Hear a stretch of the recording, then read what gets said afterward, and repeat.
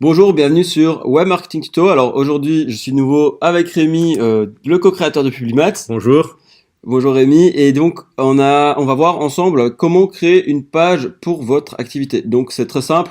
Dans l'agence Publimat, ils en font des centaines pour des clients. Ici, nous, on a par exemple l'exemple d'une page qu'ils ont récemment créée pour Altafine. Donc c'est de la gestion de patrimoine. Et donc c'est juste une page Facebook. On va voir comment vous pouvez créer votre propre page rapidement et efficacement. Donc en gros, tu me disais, il y a deux manières en fait pour créer une page Facebook. Ouais.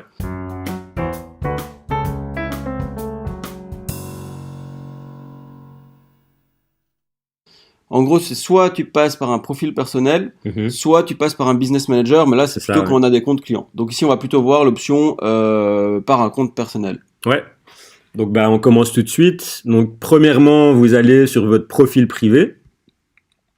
Donc, voilà, là, on est sur le mien. En haut à droite, vous verrez qu'il y a un petit triangle vers le bas. Donc, vous cliquez dessus.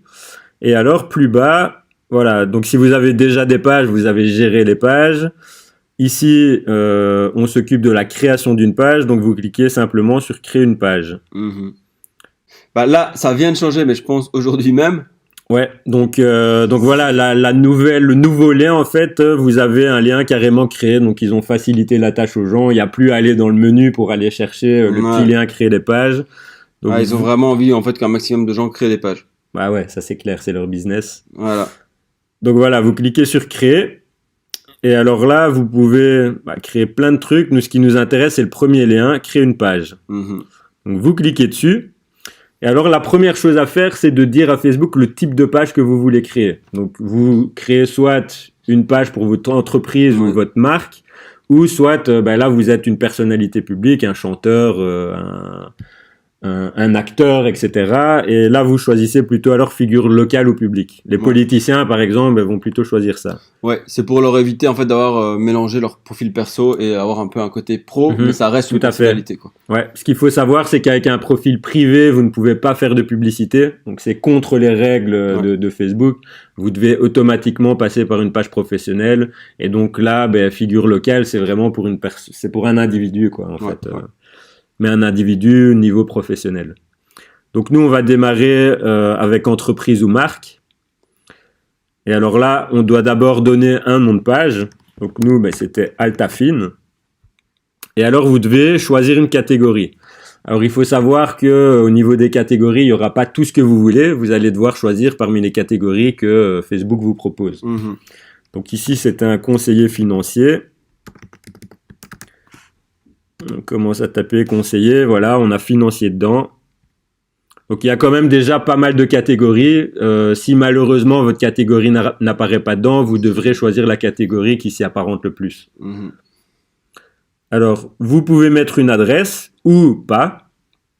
Nous ici, on va pas mettre d'adresse parce que ça durerait trop longtemps, ça sert à rien. Ne pas afficher mon adresse, vous cliquez dessus et vous continuez. Donc, pas afficher l'adresse, ça peut être bien dans quel cas, par exemple, quand il y a plusieurs cabinets. Donc, vous avez plusieurs cabinets, soit vous mettez l'adresse du siège social, soit vous mettez pas d'adresse. Par exemple, les business qui sont totalement en ligne, là, à ce moment-là, vous n'avez pas vraiment d'adresse. Donc, autant ne pas mettre d'adresse. Sinon, les gens vont se pointer au siège social pour rien, en fait. Donc, on continue. Alors, la deuxième étape, c'est d'ajouter une photo de profil à votre page. La photo de profil, ça va être super important parce que dans toutes les publications que vous faites, votre photo de profil va apparaître en petit sur le côté. Ouais. Donc, ce qu'on conseille, c'est de mettre le logo de votre entreprise ou en tout cas quelque chose qui représente vraiment votre entreprise. N'utilisez pas des photos générales, etc., qui disent rien sur votre business et qui ne représentent pas votre business, en fait. Mhm. Donc, si vous n'avez pas de logo, vous pouvez aller vous inspirer sur Shutterstock ou sur Internet, etc., et créer quelque chose de similaire. Attention, prenez pas exactement le même pour des raisons évidentes. Et pour le moment, si vous l'avez pas encore, mais que vous savez que vous allez l'avoir, vous pouvez le rajouter après et ignorer cette étape pour le moment. Tout à fait. Donc là, nous, on va importer une photo de profil. Ouais. Donc, on avait déjà évidemment créé le logo. Maintenant, la photo de couverture. Voilà, donc la photo de couverture, là vous pouvez mettre une proposition de valeur, mettre votre slogan, etc. dessus. Nous, on avait mis le slogan du client. Donc là, on va l'importer également.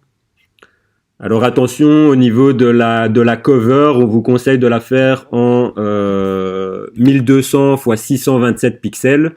Alors je sais que ce ne sont pas les dimensions qui sont recommandées en général sur Facebook, parce que sur Facebook, je l'avais noté ici, voilà, il propose de le faire en 820 x 360.